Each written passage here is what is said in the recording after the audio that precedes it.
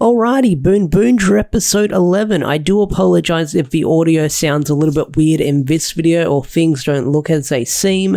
I recently upgraded PCs over the week, and I'm still setting everything up with the new PC. I've still got to carry over a lot of my assets and stuff like that. I've got to rebuild a lot of other assets when it comes to thumbnails and stuff like that. So I'm still sorting everything out. So hopefully I can get the audio sounding crisp and clean on this video. If not, I do apologize. I can always redo it in the nearby future. So Boon Boonger episode 11.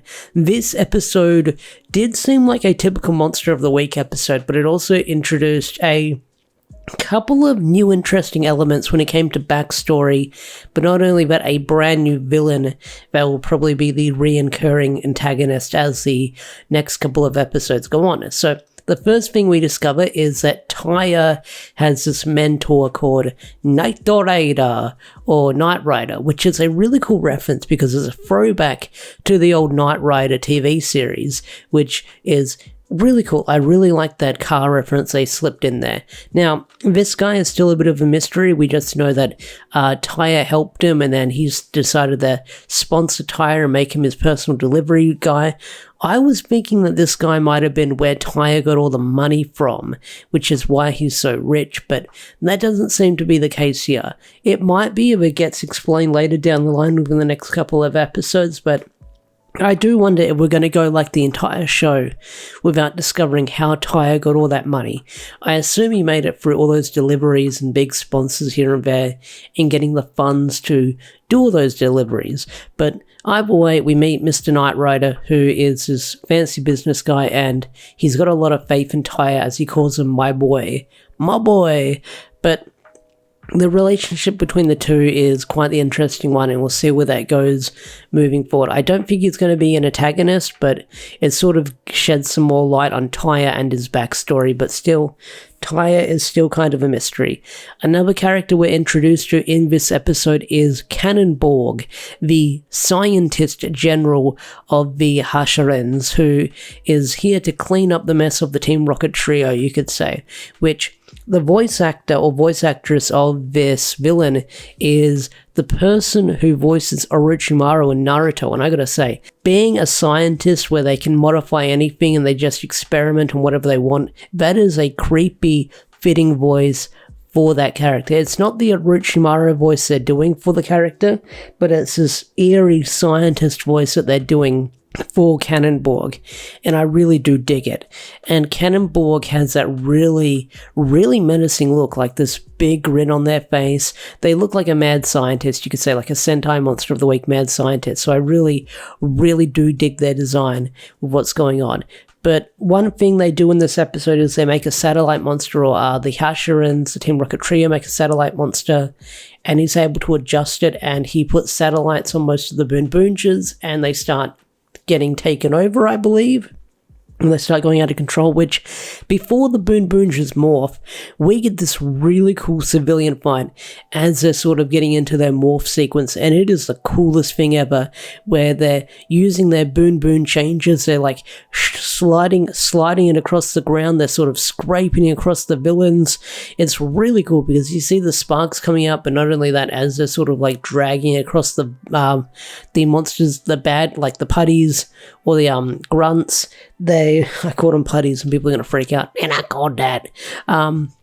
But one thing that I really did like is when they're scraping their changer across the ground and scraping across the grunts, you hear the boon going off, and that was really cool to see. But of course, like, they sort of have this scene where it looks like the Boon Boongers are winning, and then the satellites get put on their heads, so then things don't look in their favor, and then they're saved by Taya and Gemba in the end. So that's sort of the whole premise with this episode.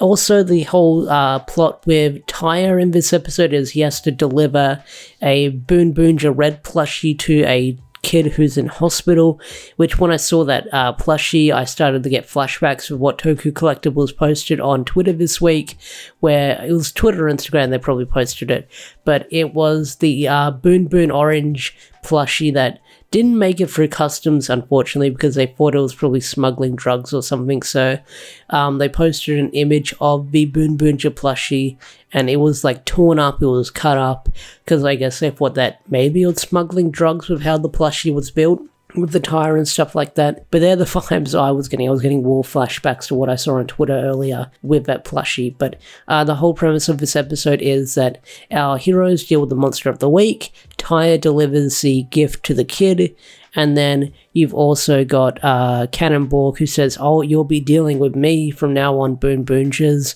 So he looks like he's going to be the driving antagonist for our heroes later down the line. Now, he did say that he is from this certain planet.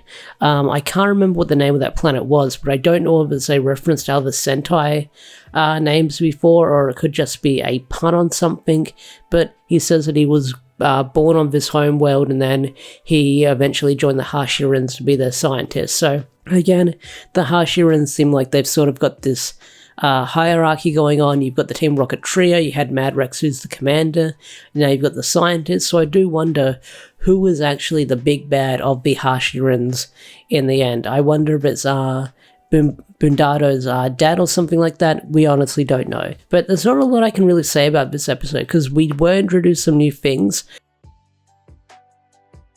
But overall, it did just feel like a typical Monster of the Week episode of Boon Boonja, where we're introduced to a new villain, a couple of story elements, a Monster of the Week, they fight the Monster of the Week, and everything seems all fine and dandy.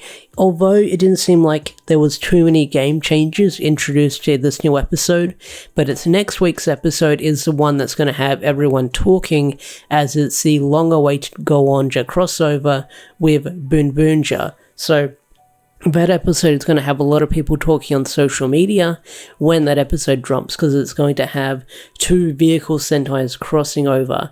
And I really hope this isn't the only vehicle Sentai we get crossing over with Boon Boonja this year. I'm hoping that Car Ranger or Turbo Ranger shows up within this show, or even other vehicle-based Sentais show up within this show once we get to the big race. But either way, even though I've never seen Go-Onja, I've mostly seen RPM, I'm really excited to see how this episode is going to go, because it's been hyped up a lot from Toei, it's been hyped up a lot from the actor who plays Go-On Red, who's very active on social media and has their own YouTube channel, so I do wonder where this is going to go moving forward, and hopefully this won't be like a one and done crossover. It's actually going to move the plot a little bit forward as the next couple of episodes happen. But anyway guys, that's my review, that's my recap, that's my rambling video done for Boon Boonja episode 11. What did you guys think of this episode? Did you love it? Did you hate it? What are your predictions moving forward on the show? I'd love to hear them in the comment section down below.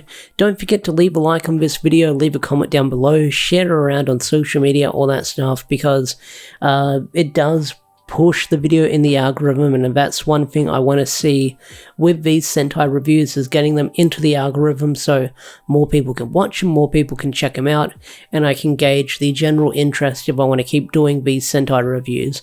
I probably will, no doubt about it, but I would love it if more people could check them out. But anyway guys, that's going to wrap it up for this video. I'll see you guys in the next one, which will probably be a Go-Go Loser Ranger review. If not, I'll see you in whatever the next video will be, depending on what you watch on the channel. So, bye!